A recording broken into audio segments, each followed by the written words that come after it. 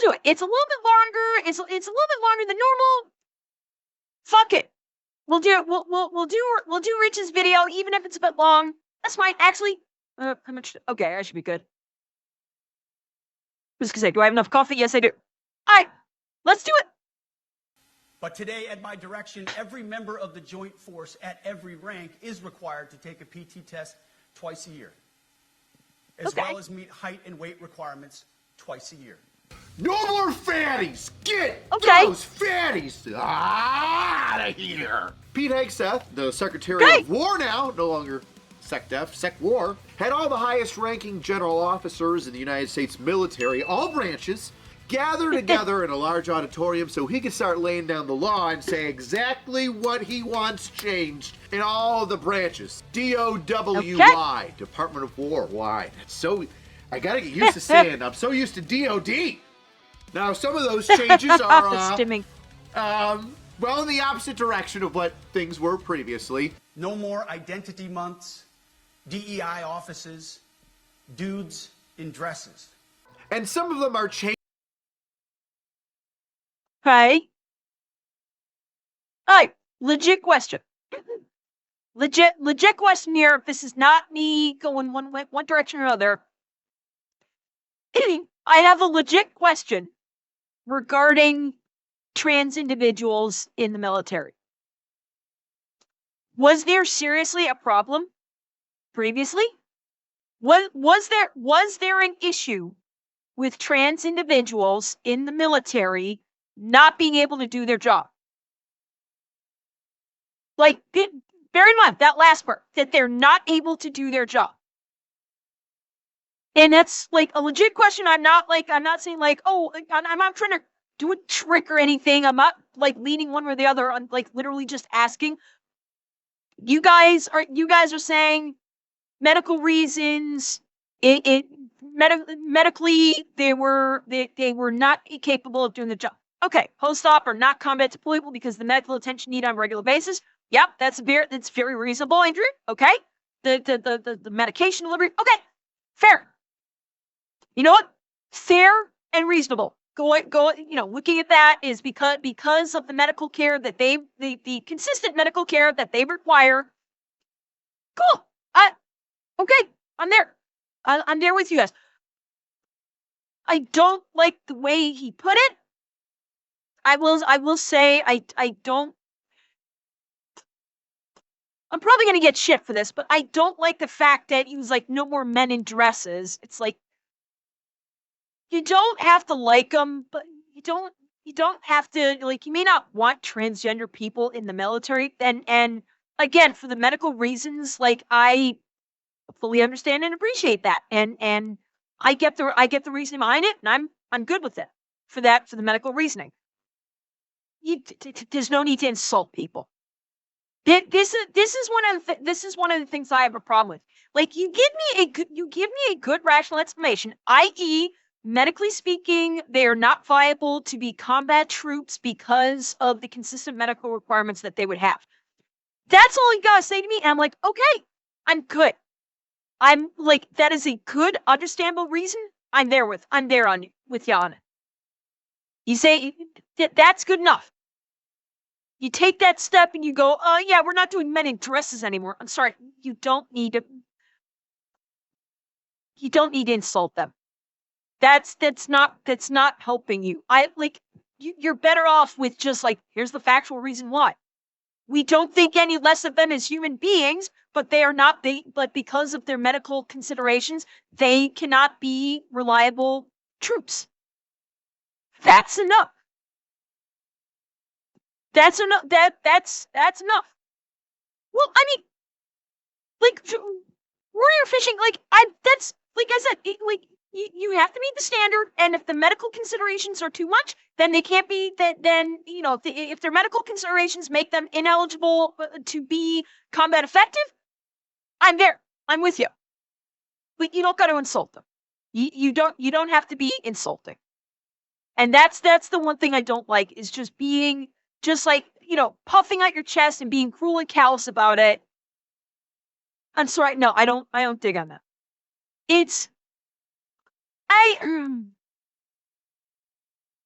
I think it's more. I'm not going to delve too much into this. I think it's more than just brash soldier talk from Hegseth. I do think it's going beyond that. I'm not going to delve into the mechanisms of why he said it. I will just say that point blank, he didn't need to be insulting. The facts would have been perfectly suitable, and that's all I'm going to say. The facts would have been more than enough to convince me without needing to delve into insults. Just that those of us working down lower on the ground, far away from the 1 and 2 stars, have been dying for some time. Basic training is being restored to what it should be. Is it fishing? Okay. Scary, tough, and disciplined. We're empowering drill sergeants to instill healthy fear in new recruits. Yeah. Ensuring that future warfighters are forged.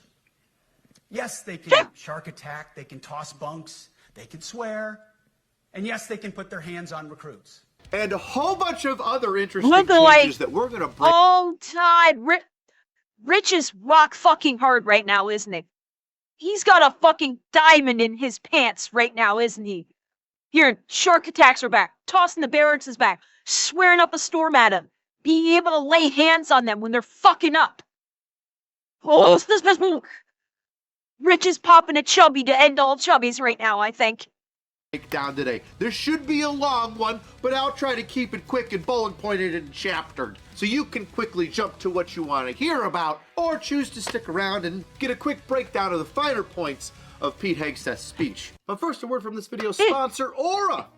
Are you tired of scammers getting your phone number and blowing up your inbox with a bunch of spam? I know I am. Well, you gotta blame the data brokers that are out there. They're the ones that are buying and selling your data from stupid, disgusting companies that ask you to put your personal information in for everything and anything that you buy, and then selling it to scammers, hackers, governments, and they do it without your consent all the time. But you can ask them to stop, and they will. But if you did it on your own time, it would take forever. Brasiliac, from my understanding, first and foremost, I love lurkers.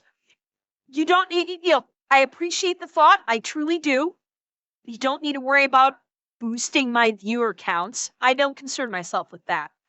It's, you chat however much you want. If you want to basically do something. Back in 2005, I wish my drill sergeants would put hands on us. I fucked up so much that I deserved it. I'd say a lot of recruits are probably feeling that way. But, yeah, it's like, if you want, you can talk as much as you want or as little as you want. If you don't want to say a thing and just listen to the dulcet sounds of my voice, feel free. Feel free. My view counts are minor for me. I just want everybody to have a good time. I don't care what my view count shows. As long as you're having a good time, that's all that matters to me. And hi, Dragon King. How's it going? That's why Aura's here. They make it easy by doing the hard part for you, getting your freaking information off the internet. Because once they see it, they boom, send out a request and immediately get it taken down. And plus, there's benefits to getting Aura besides that. Get alerts if your info pops up on the dark web. Real-time fraud alerts for credit or banking. 24/7 monitoring to make sure that your identity is secure. Plus, you get a secure VPN, antivirus, password manager, and more. And of course, US-based support. 24/7. Try Aura for free for 14 days. He's not as attractive cousin me for Mafia. Click the link below. And in those 2 weeks, you'll discover where your data is being exposed and sold. God damn! All right, let's get this thing started with something I think we all can agree on. Being fat and disgusting in uniform, not a good look for anybody in the military. What does Pete have to say about that? It's tiring to look out at combat formations, or really any formation, and see fat troops. Likewise, it's completely unacceptable to see fat generals and admirals in the halls of the Pentagon. Leading commands around the country and the world. It's a bad look. It is bad, and it's not who we are. So whether you're an airborne ranger or a chairborne ranger, a brand new private or a 4-star general, you need to meet the height and weight standards and pass your PT test. Now, where do we start? Well, we start at the Now, okay. So, military personnel that have been in for some time. What was it not? Did it not used to be that you had to pass the height and weight standards, and to, pass your PT test twice a year, like, out that long ago? Like, am I wrong about that? And, Kick Support, thank you for the follow. I'm thinking, like, what, like, 20 years ago or so? Maybe slightly longer? Like, didn't it used to be that you had to pass a PT test twice a year in order to be, in order to be, I guess, qualified?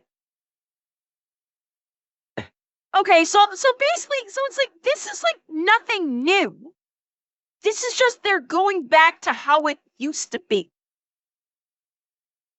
You had to pass APT APFT every month, every other month. Really, E4. So, if you have to pass it every other, I'm fucking confused. Hey, chat. This is a big boy. I like it. Give me big boy. Oh, Wes Edmund said it wasn't necessarily important because the test was too hard. Really? Okay. All right, so basically, we're just going back to how it used to be to have a fit fighting force, essentially. Top says, Pete, generals, you're all getting PT tests now. That's right, no more fat generals walking around with their stomachs out to here, being like, sometimes I play racquetball in the morning. No, not anymore.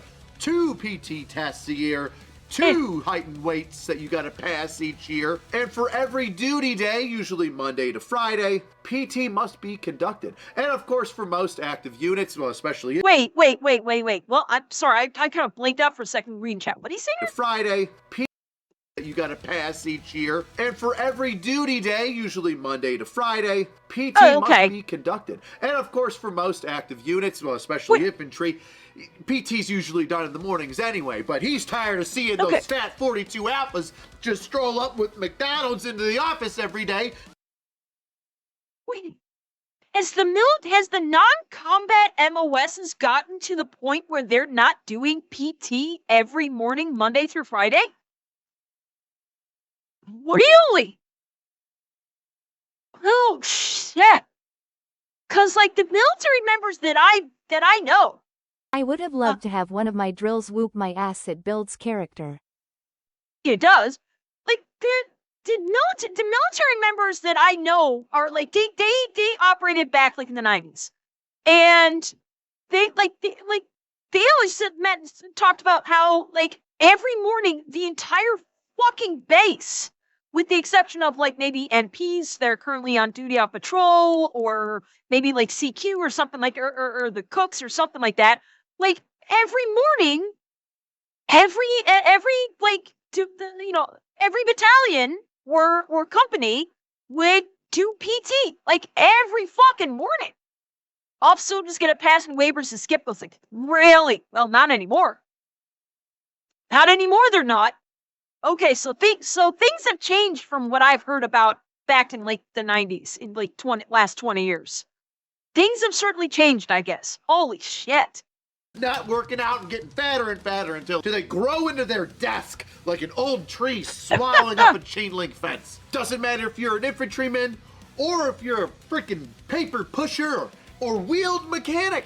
Everybody needs to be in fighting shape, and I think everybody's okay with that. Right? Less fat people in the military? I'm down.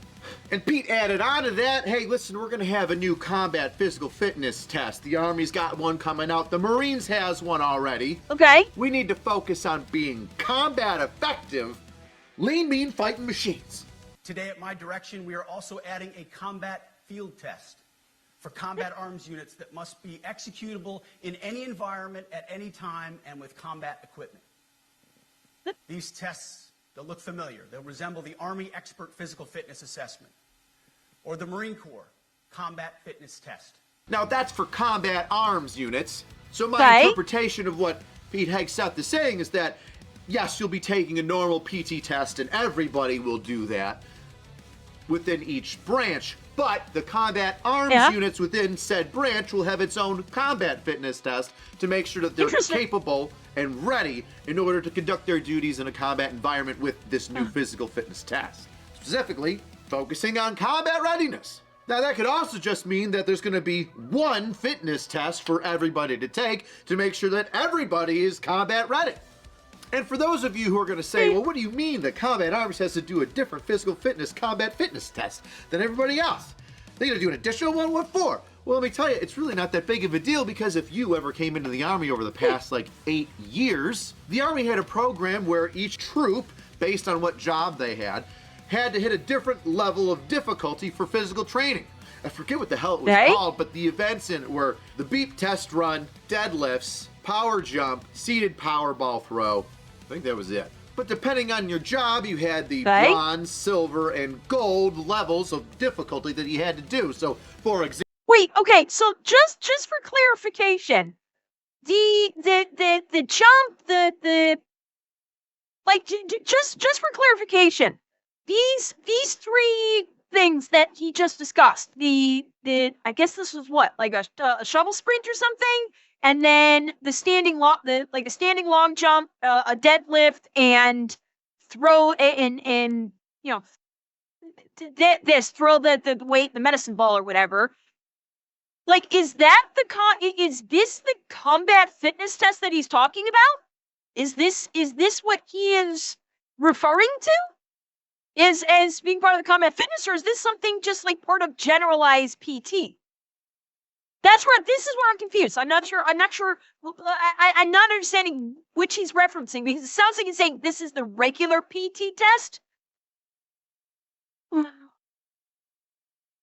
So the four things he just fought. Let's see. APFD was quarterly on maintenance failure, resulted in 90 days extra PT makeup. Second failure to result in being chaptered. Right, and Jeff, my question is this like the quote unquote regular PT test? Or is this the combat fitness test? So is what he just laid out here the standard fitness test, or is it the combat arms fitness test? That's where I'm confused. Okay, so this was a more generalized over.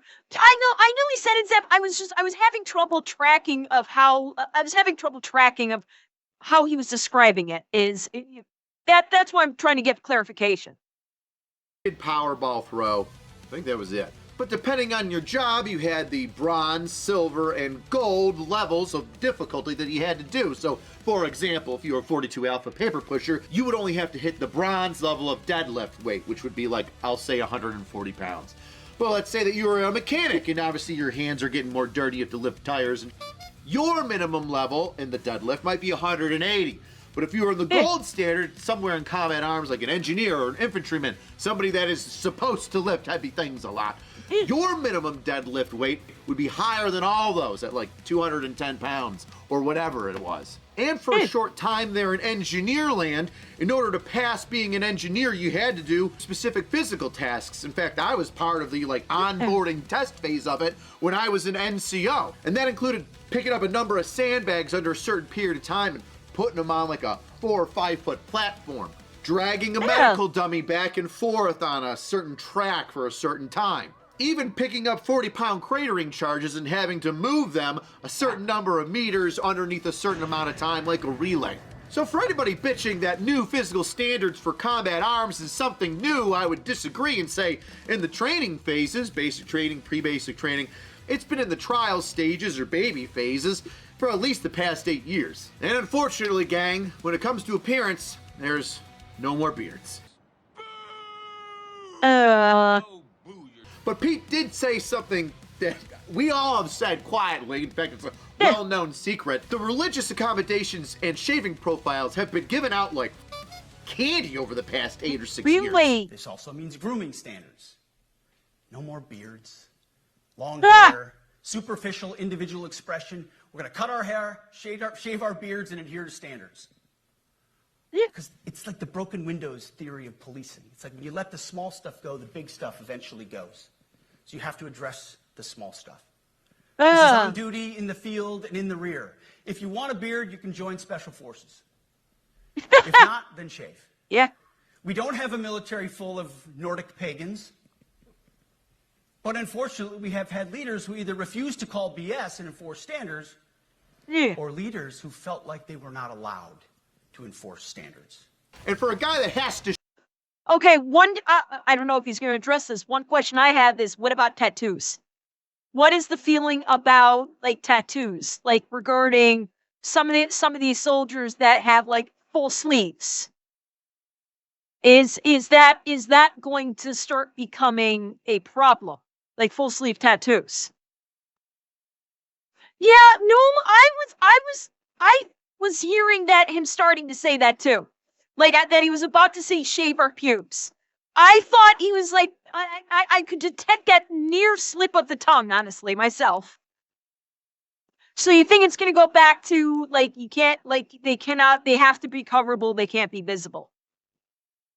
Okay. Yeah, and that's the problem. Like she's like some is like that the ones that have like full sleeve, they could be fucked if they do nothing above the neck or past the wrist. Okay, so they can do full sleeve, but not all extending all the way to the hands. Okay.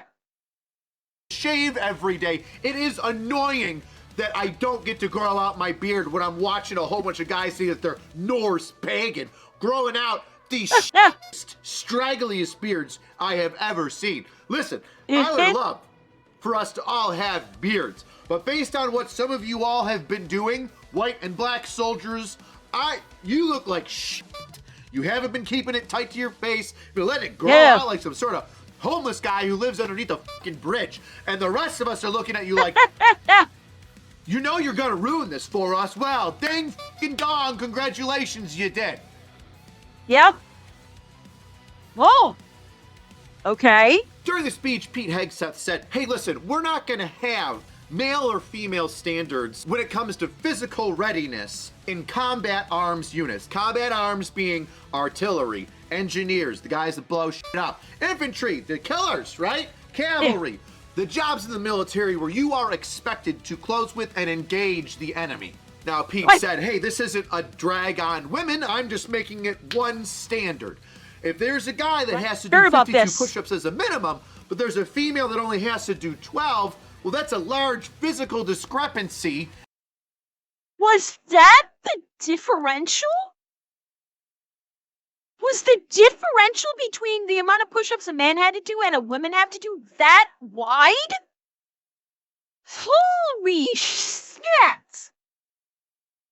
The woman only had to do 12 fucking push-ups. Holy crap! Wait, chat. I'm not in the military. How many push-ups did I do on stream? That one time when I did push-ups on stream for you. I can't remember. Did I do 15 or did I do 20? Like, me, a fucking streamer. I was able to just get knocked down and do 20 push-ups like that. Off the cuff. 12 push-ups is pathetic as a requirement. That is a pathetic amount of push-ups as a requirement for women. Like, you're in the fucking military. You're in the military army, to quote a movie that you guys may or may not know what I'm talking about. No, said, I don't do girly push-ups. I do full straight leg, straight arm push-ups. I don't do girl push-ups. I do regular push-ups. Thank you very much. Congrats, Ember. You're ready to go into combat. There's my gun. Where's my 50? Where's my Maud Deuce? Give me my Maud Deuce. I'm there. I'm there with the Maud Deuce. When I was 19, I had to do a minimum of 42 push-ups. The females had to do 12. Fuck me. That's pathetic. I'm sorry, that's pathetic. Like, if you're a woman in the military, particularly if you're in a fucking combat arms position, you need to be fucking tough. You need to be tough if you're going to be a woman in a combat arms position. Because if you're not strong enough to basically engage in fucking combat, then you shouldn't even be in a combat arms position in the first place. And the minimum standards between the two. And let's not be sex blind here. If there's a scrawny 120-pound guy fighting a 120-pound female, more than likely the 120-pound scrawny guy is gonna beat the living shit out of that female. Yeah. So let's not all act as if one sex is exactly the same as the other. I'm also directing that warfighters in combat jobs execute their service fitness test at a gender-neutral, age-normed male standard scored above 70%. If the Secretary of War can do regular, hard PT, so can every member of our joint force. So the new standard is if a dude has to do 52 push-ups, so does the female. That's it. If you can do the minimum or more as a female, then you're in.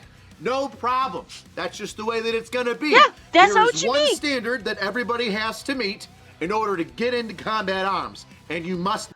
Yeah, see, like Dragon Trucker and Evil Mafia, what you guys were saying is 32 push-ups.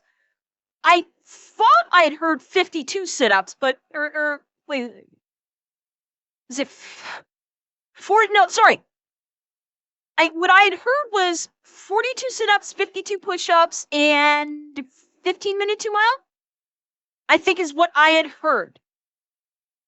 I believe that was the standard that I heard from people way back was 52 sit-ups, 42 push-ups, and a 15-minute mile. I could be wrong about that, but yeah, that's like the deadlift, the weighted ball throw, that like that, like all that. I'd never heard of that in terms of for PT requirements. Like all those 4 things that Rich talked about earlier. I had not heard about. I had not heard about any of those. I only knew about what you guys were talking about, the old standard for PT. Standard that everybody has to meet in order to get into combat arms, and you must maintain that standard, which has gotten a lot of people on the internet upset. Some of their bitches being, well, now all those females that passed Ranger No, School Silver, it's are not. gonna. No, Silver, the 15-minute 2 mile is was just your PT wear. Shorts, t-shirt, or if it's wintertime, your sweats. That's it. Not with gear. Some of their bitches being, well, now all those females that passed Ranger School are gonna get kicked out of their Ranger units. Which I would respond with, What? how Why? did they get to those Ranger units in the first place if they couldn't meet the minimum male standards? Oh, did we lower the standards so then females could get into combat arms? Yes, we did. Wait. Wait. It has been 10 years since Ranger School was opened up to women. Yet, of the 112 Ranger qualified personnel competing in the 2024 Best Ranger competition, 0 are women. Huh. Is that fair to the soldiers to their left and right? No. So bringing everybody in combat arms on the same level, regardless of sex, boom, 52 push-ups. Boom, 200 and some odd pound deadlift. Boom, so many minutes for your 2 mile runs. Everybody is equal. Equality. That's what equality is, okay? That's real equality. Doesn't matter who you are, where you come from, what color or sex you are. All you have to do is hit this number of push-ups and you're good to go. And Pete's response to them saying, well, what about the people that are going to get kicked out? Well, choose a different job. Simply. Or train and fucking get good. Like, it's not like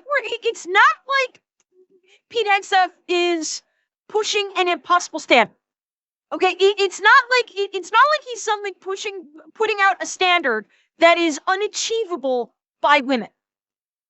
This is a basic standard that any woman can achieve if she is to train, if she is to routinely exercise, build up her muscle. It's not an impossible ask. You just have to get good, train, take it fucking seriously.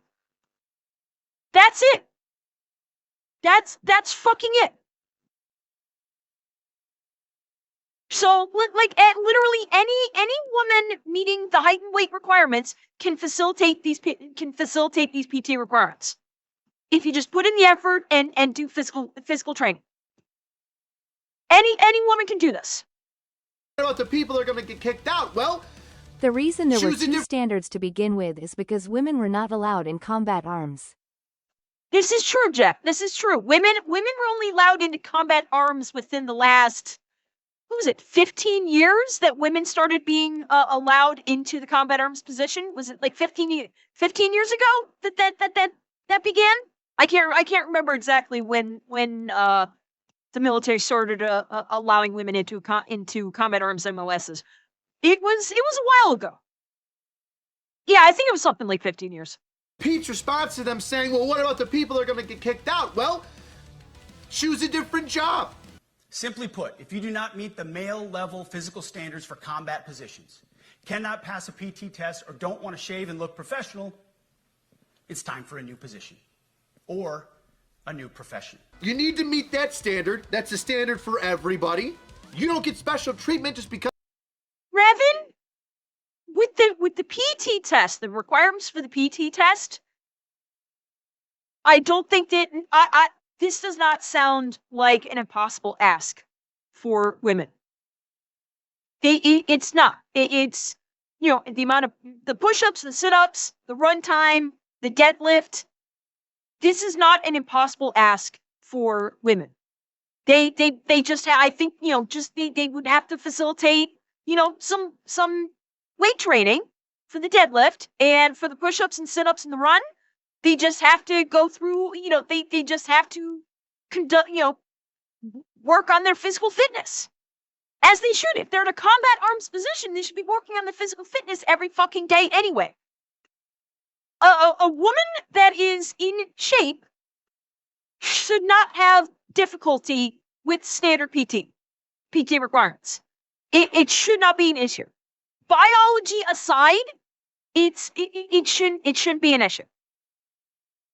You need to meet that standard. That's a standard for everybody. You don't get special treatment just because of what's between your legs. Either meet it or go to a different unit. And by the way, if you can't meet it now, you couldn't meet it then, how the hell did you get in there in the first place? Which slides into promotions now. Chapter 3, next chapter. Let's see. First woman ever to lead an SFAB battalion was relieved of her command due to lack of confidence. Wow. Huh.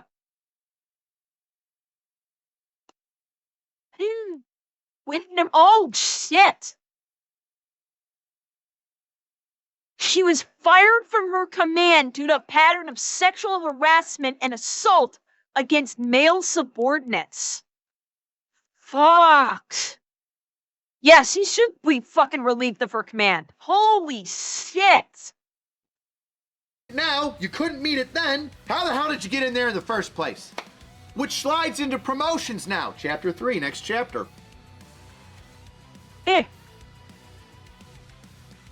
No more quotas based on race, color, creed, ethnic background, etc. If you do good at the job, then you get in. The Army's supposed to be a meritocracy. Those who do the best, get in. Those who do the worst, get out. Do you know how disheartening it would be to be somebody the next in line for a promotion, but have your command come up and be like, well, sorry.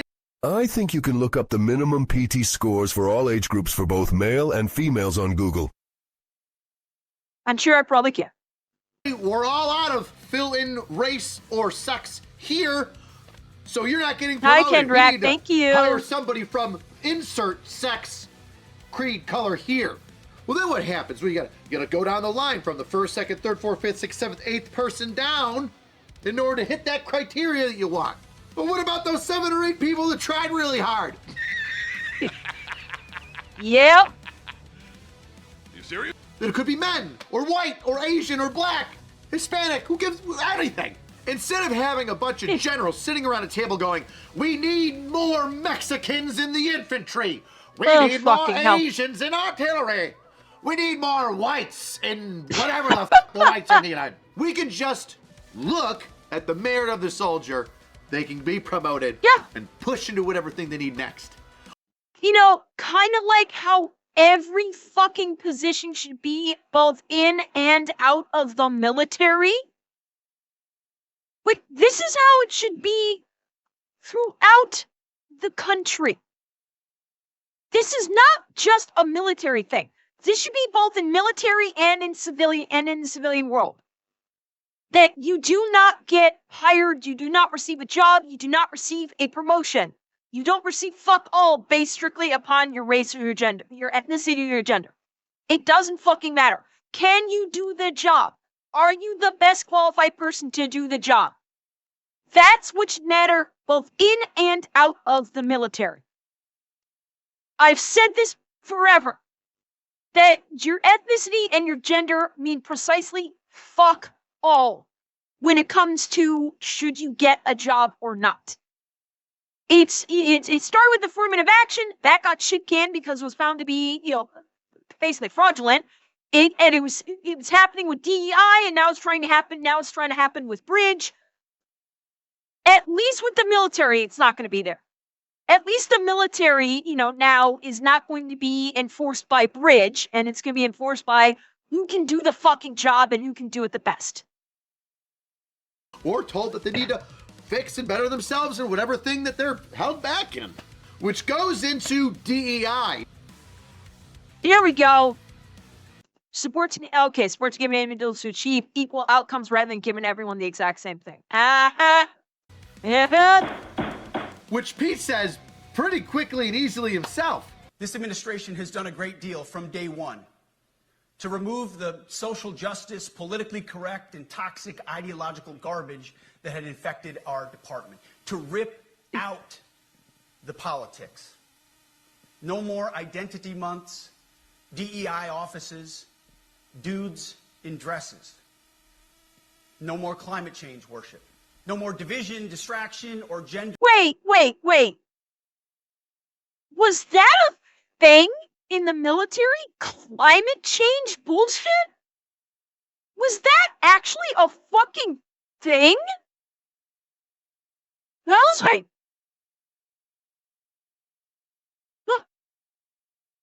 God.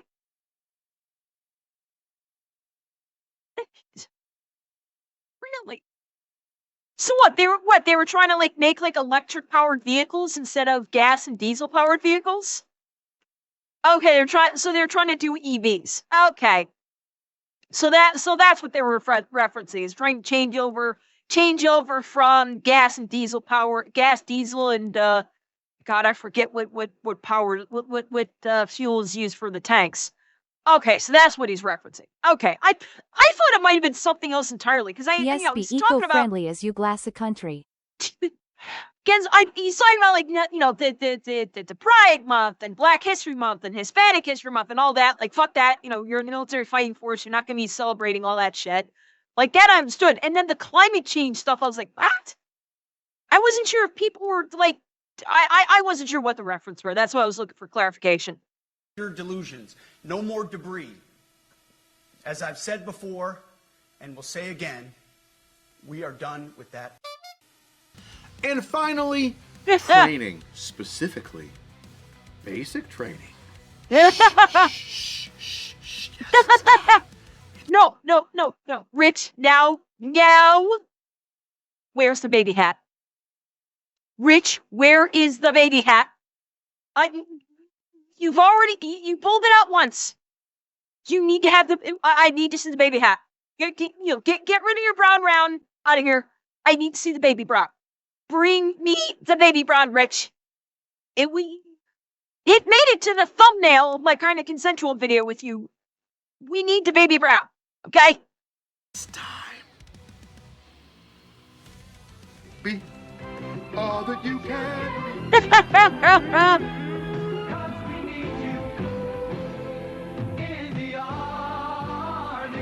There's going to be a large reduction in some of the quote-unquote time-wasting training. What are those? Less PowerPoint briefings, less online learning, and more time in the motor pool or in the field, bettering your skills as a soldier. Let's be honest, how many times have you had to get a sexual harassment briefing in the branch? Probably like 4 times a year. Has a PowerPoint ever stopped anybody from someone? No. You know what stops inappropriate behavior happening in a unit? Unit cohesion, the respect for one another. Not sitting down Discipline. for 45 minutes while you play on your phone while somebody says, well, Isha, here's a video about Jimmy and Jane where Jane asks for a cup of coffee and Jim smacks her ass and says, here's a wake me up. Is that a problem? Okay, or this is not simply just like unit cohesion, like what Rich is talking about. This is also fucking basic.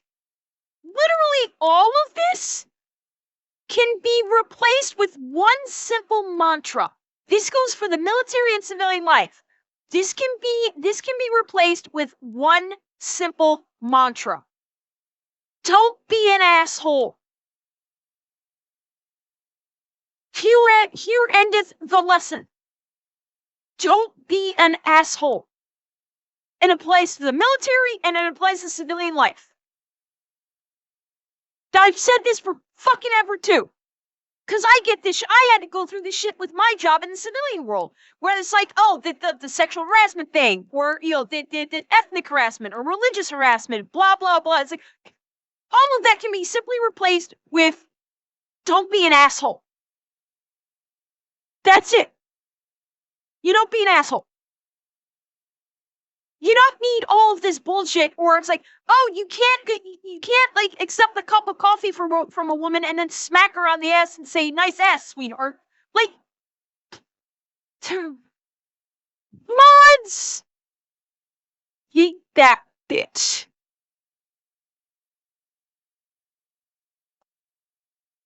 Thank you, Kevin. If you can imagine some dumb PowerPoint class that you've had to take or online training where all you do is...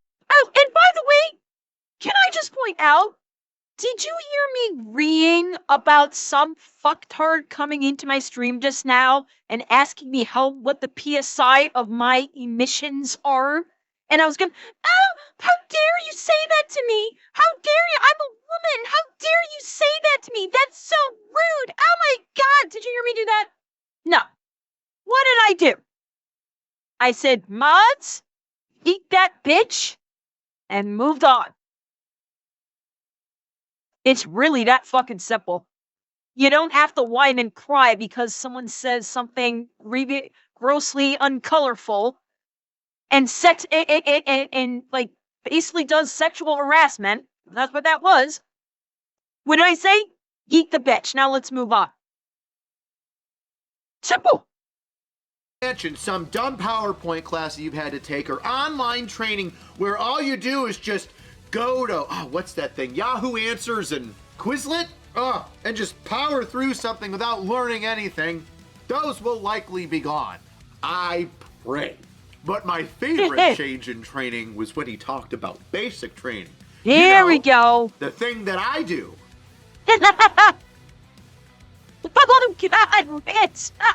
All of the days of the first 100 yards, and the shark attack shall return once again. Basic training is being restored to what it should be. Yes, they can shark attack, they can toss bunks, they can swear, and yes, they can put their hands on recruits. This does not mean they can be reckless or violate the law, but they can use tried and true methods to motivate new recruits. Swearing! No longer a faux pas that you can no longer do. Looking at you, Fort Leonard Wood. But yay, drill sergeants are allowed.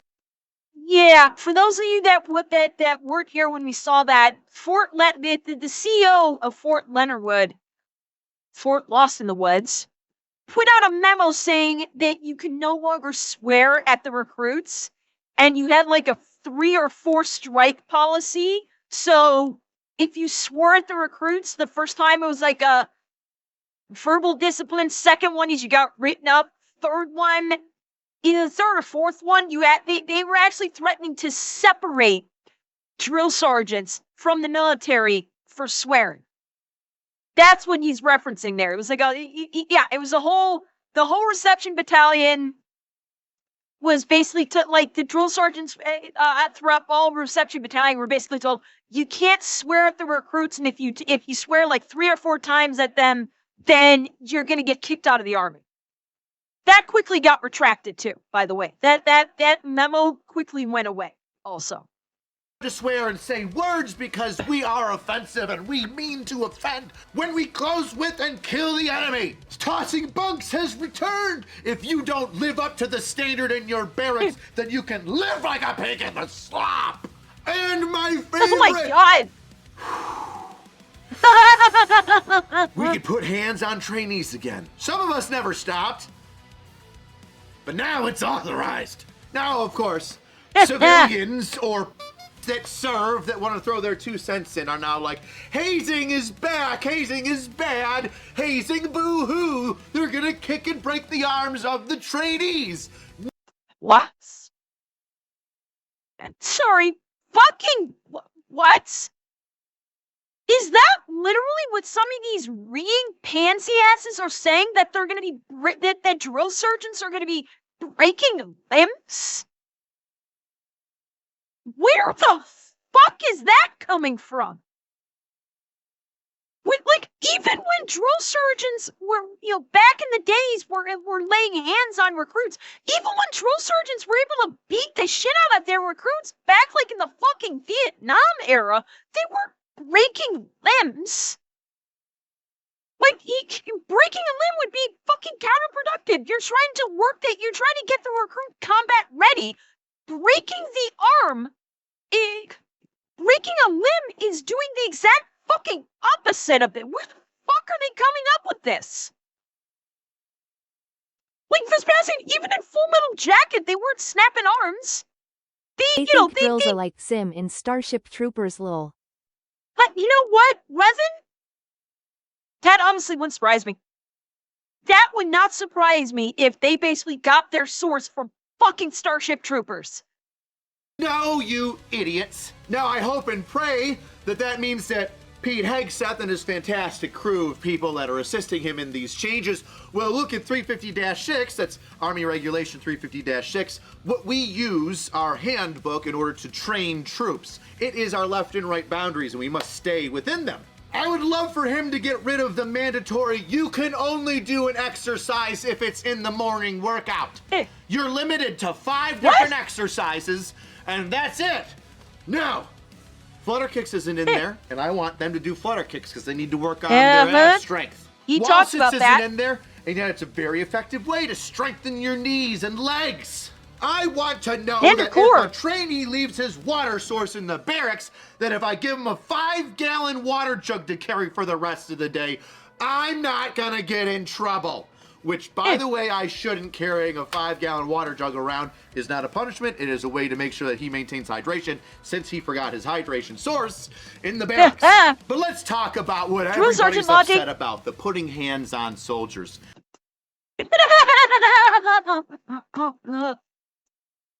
Chat, I'm disappearing you for a second. You've got to see this in its full.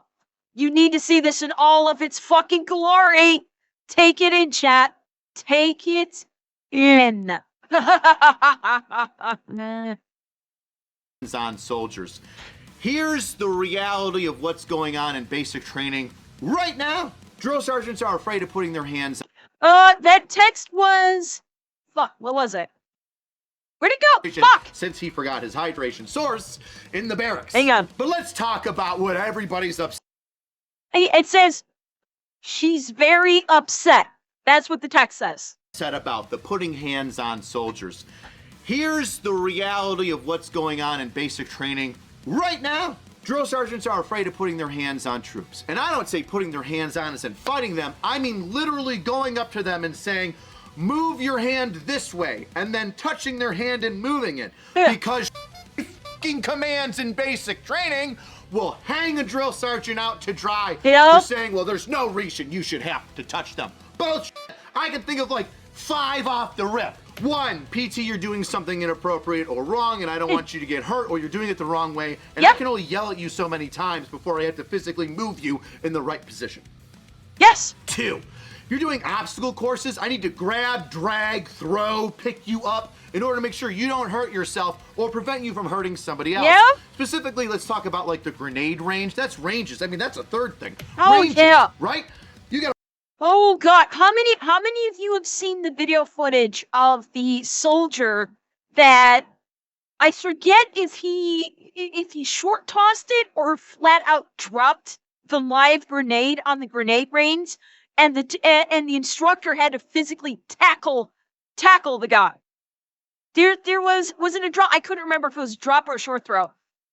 It's made the rounds on the internet. You'll probably be able to find it on YouTube. But a soldier drops a live grenade on the grenade range, and the instructor physically tackles the guy. Yeah, tackles him and back rolls him back into the safety in the foxhole. Yeah. According to the guidelines, no touchy. That range safety officer should have just jumped out of the way and fucked the recruit, let him blow up. 'Cause that's touching. That's touching.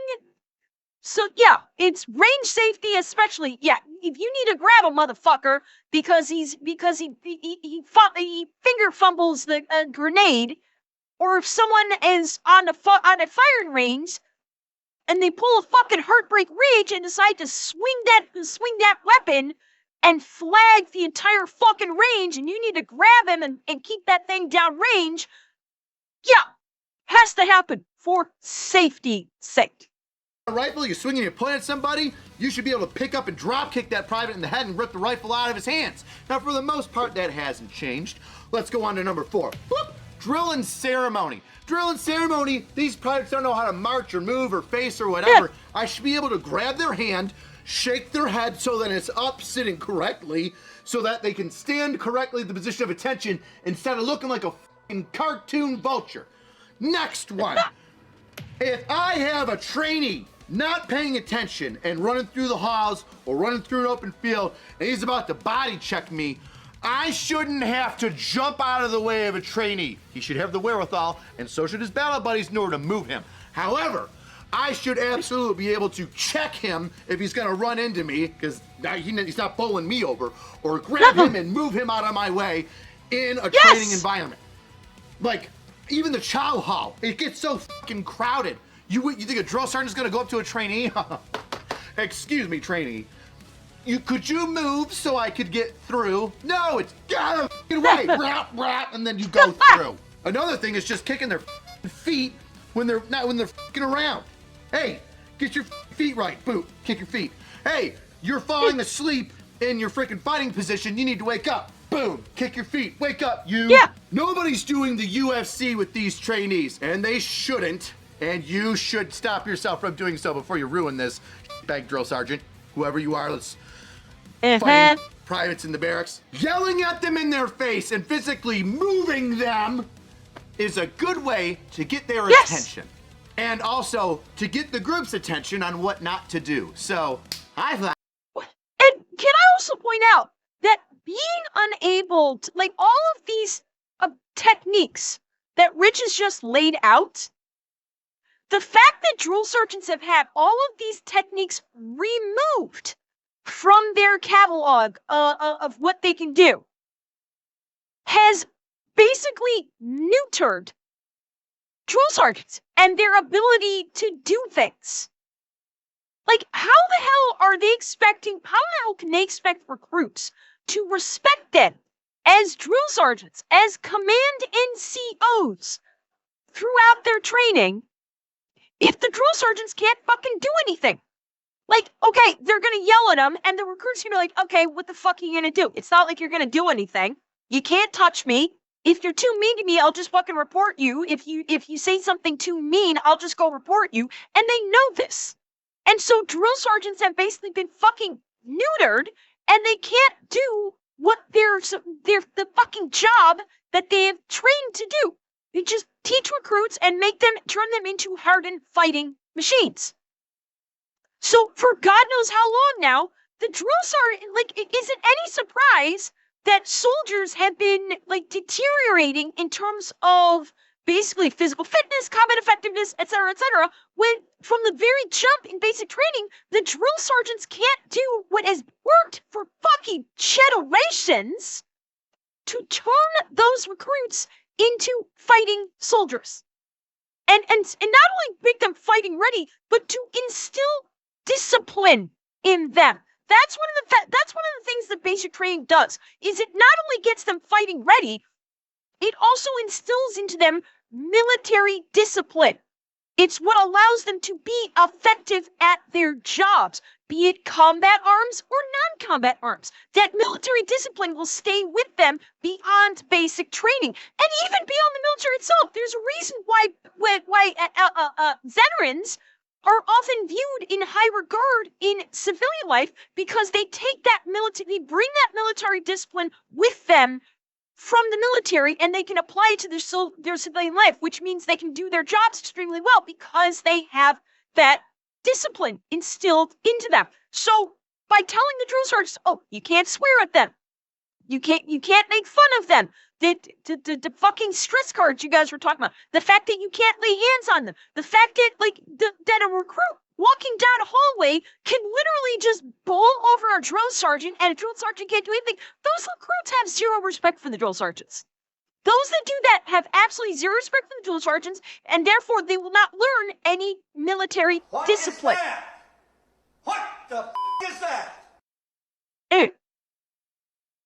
And now that's going away, and now these drill sergeants can actually put the fear of fucking God into these recruits, train them right, get them to respect their NCOs, and instill that military discipline that is such a core part of being in the military. Not just in combat arms, but in any part of the military. Thank God that's coming back. It's, it's... Yes. And also to get the group's attention on what not to do. So, high five. Good job, Pete. Next chapter, administration, admin. Here's some things that are gonna change, right? Well, Pete said it himself. No more identity months, DEI offices, dudes in dresses. Hey, if you're confused as to what you are, you can go about and do that somewhere else. The military is not the place to try and figure out whether or not you're a dude or a chick. And by the way, if you've had the surgery or you need to intake multiple vitamins, nutrients, testosterone, estrogen, antibacterials because of the surgeries that you've had in order to transition, you're no longer combat effective.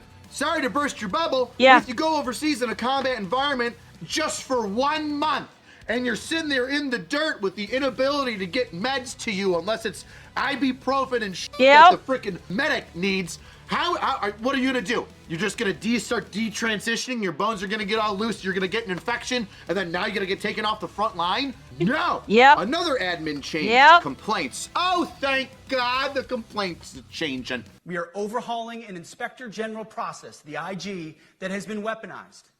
No more frivolous complaints.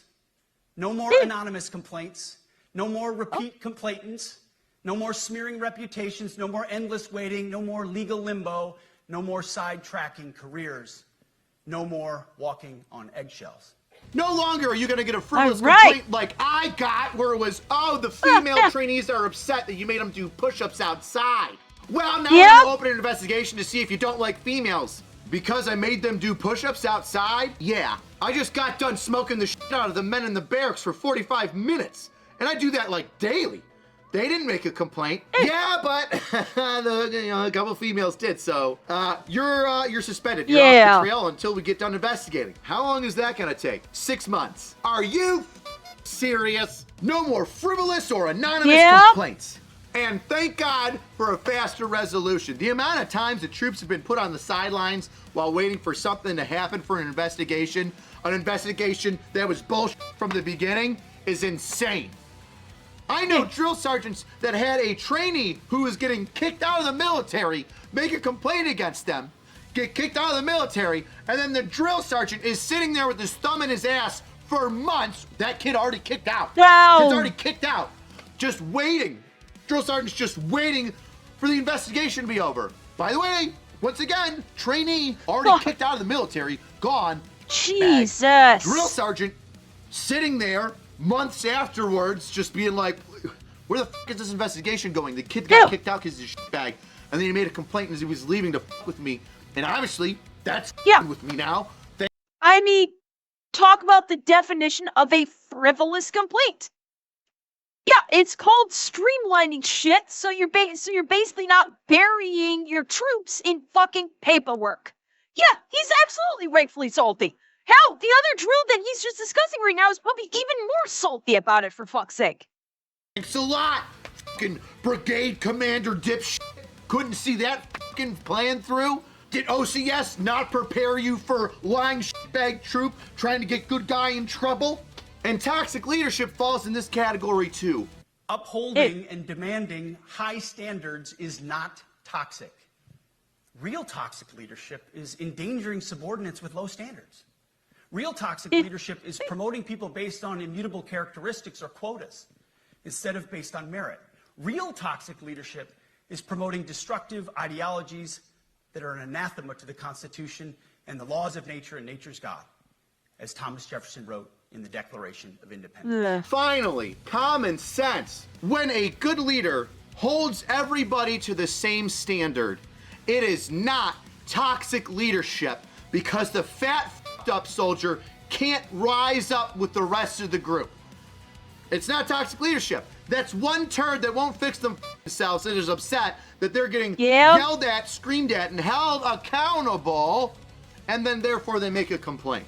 Hopefully, commanders can now look down at their troops and say, it doesn't matter what race, color, or creed they are. I can hold them all to the same standard. And if they go, well, it's because I'm insert race, ethnicity, or religion, etc., the commander can go be like, no, it isn't because you're a f***ing get the f*** out. No longer do they have to live in fear, which no shit is a real thing. The amount of commanders, first sergeants that I've talked to throughout my time here on the internet and also serving, where they're like, can't get rid of that soldier, you know? They're insert group here, and they're just gonna say that I'm doing it because they are insert group here. Yeah, see, that what could be one of the more detrimental things to a military than to basically have protected classes? That's what it is. He's not using those words, but basically these are people that are effectively a protected class. I'm sure we are all familiar with that in the civilian era with what is considered a protected class, like UK. I'm sure you're knowing about that right now. That's what. Yeah, it's there. There's they wrote before this. He's saying that they did that. Based on the not just ethnicity, not just racial entitlement moves. I'd say it's like ethnic. He left out gender, but gender is going to be included in there too. It's basically about ethnicity, religion, or gender. It's basically those three. Ethnicity, religion, and gender is basically protected classes. So essentially, and he didn't say it, but essentially, non-white, non-male, non-Christian are considered like a protected. We're basically considered a protected class, and that's going the fuck away. So now if you have a soldier that is fucking up or doesn't deserve a promotion, that is basically everything other than a white male, maybe even Christian, I could maybe throw that in there, I don't know. But basically, all that protected class shit is gone away. And it's basically equal playing field for literally fucking everybody. Equality, which is what every fucking one of these DEI nutcases has been screaming for years. What have we heard for fucking years? We want equality. We want equality, which they didn't. They wanted domination, not equality, but that's a whole different fucking thing. But all they were screaming about is equality, equality, equality. We want equality. Guess what? Now you're getting it. Now you get equality. Everyone's fucking equal. And what happens? They start bitching about it. The minute they go, okay, you want equality, you're getting equality, and all of a sudden they go, well, that's not what we wanted. Now, because they didn't want equality. They wanted domination. They wanted inequality in their favor. That's what they wanted. They never wanted equality. Ever. Well, sucks to be you. Deal with it. And then I'm going to get investigation, so I've got to let this shitbag be a shitbag because they're going to use the color of their skin or the sex that they were born as or the religion that they choose to follow and say that it's because of those things that I'm trying to get them out or disciplining them, which happens a lot. Happens a lot. Even in drill sergeant land, the amount of drill sergeants that were like, that's a black female, man. I ain't going anywhere near that. Another female or a black drill sergeant can go after that. I'm not even fucking touching it. Let him be a bag, I'm ignoring him. But a lot. Let me tell you, that happens a lot. And the ones that don't give a shit often get complaints. Because then, of course, that bag is just like, you're doing it because I'm insert racial group here. I'm like, no, fuck you. Fuck you to your face, Ramos.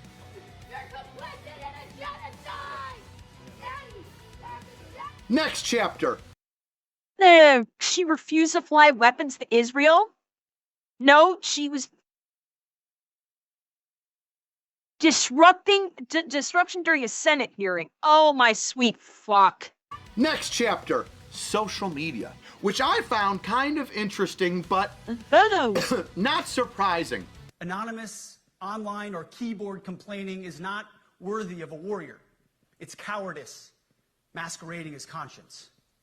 Anonymous, unit-level social media pages that trash commanders, demoralize troops, and undermine unit cohesion must not be tolerated. Social media is a fantastic tool, and it's also extremely entertaining. Heck, I'm on social media, and I'm still in. How does this affect me? Hopefully not so much, but we'll see. From my understanding, well, what you're not people are anonymous, saying Rich. Is, hey, if you're a troop in uniform and you say something fucking stupid on social media, meaning you're in uniform, you say something stupid and you post it, you're going to be held accountable now. Yeah. You gotta wonder what's gonna happen to Diaper Boy after all this. I mean, Diaper Boy fucked up in the first place. Even without this new reverting to the old standard as it should have been. Even before that, this would have been, yeah. So, yeah. Don't get to degrade your commander or make the rest of us look stupid, or your command look stupid, because you chose to put on the uniform that day, bitch about something, and then post it on the internet. Which, not gonna lie, I can agree with. I don't bitch about shit in uniform.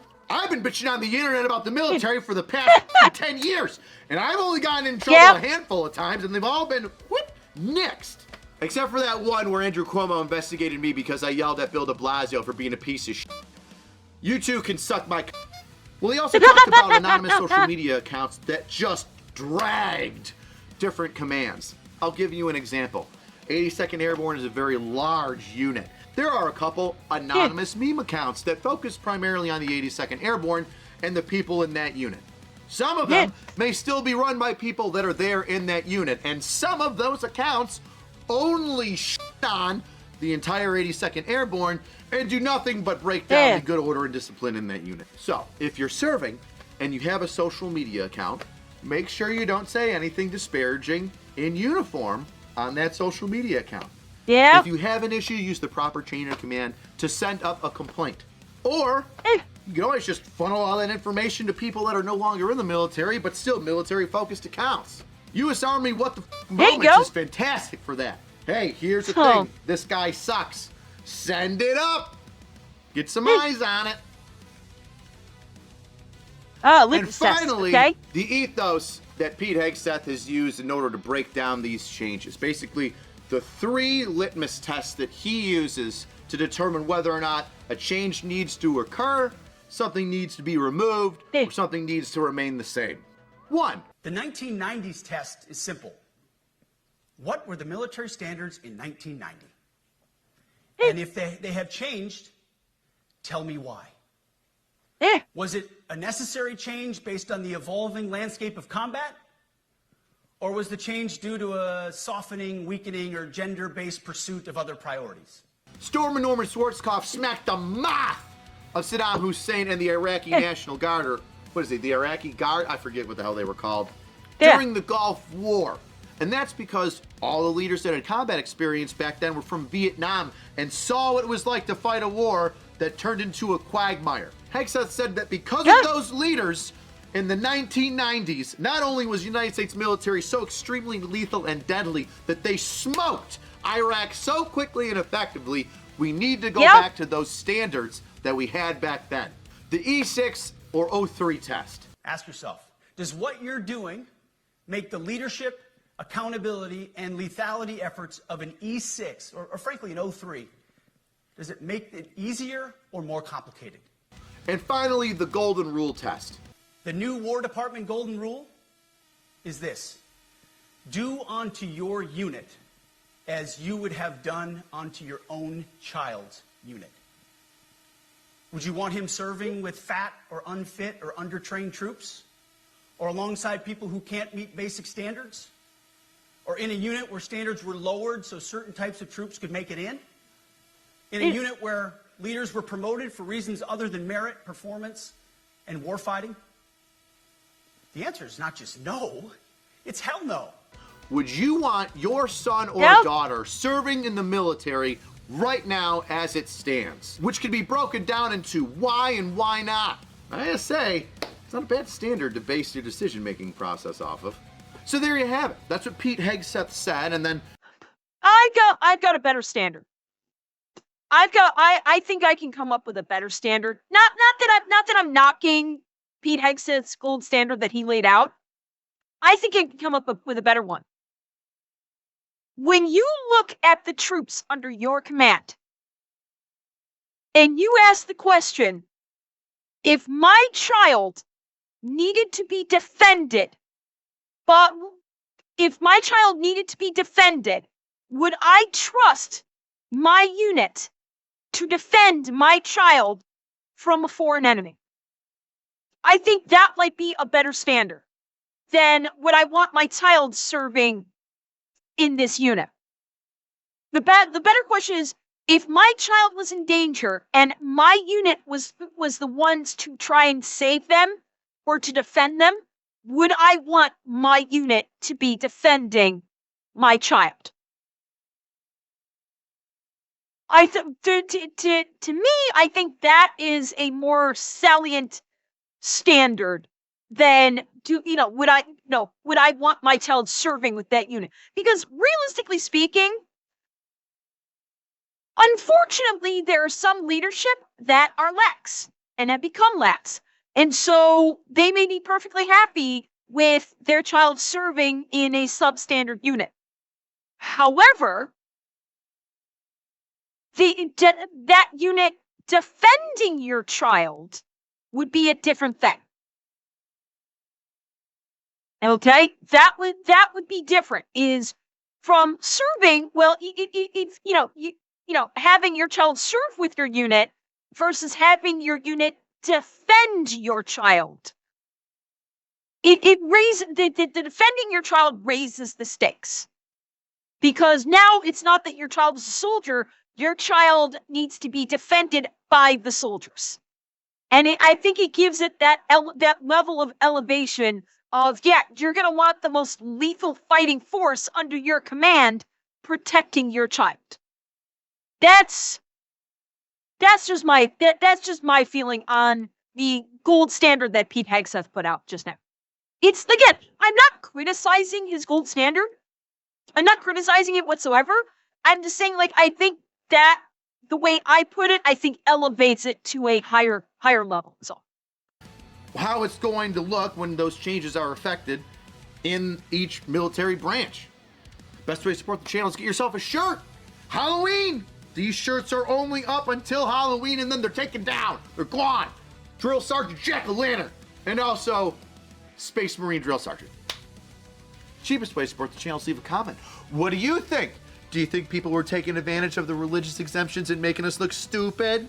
What about the PT being only male for combat arms? And, females got to get there. Well, I'm really curious. I read the comments. All right. See you next time, weirdos.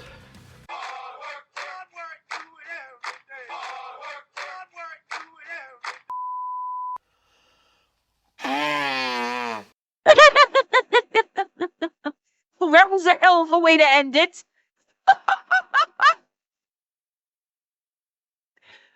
All right. Well, seems like the army is getting back to basics, shall we say.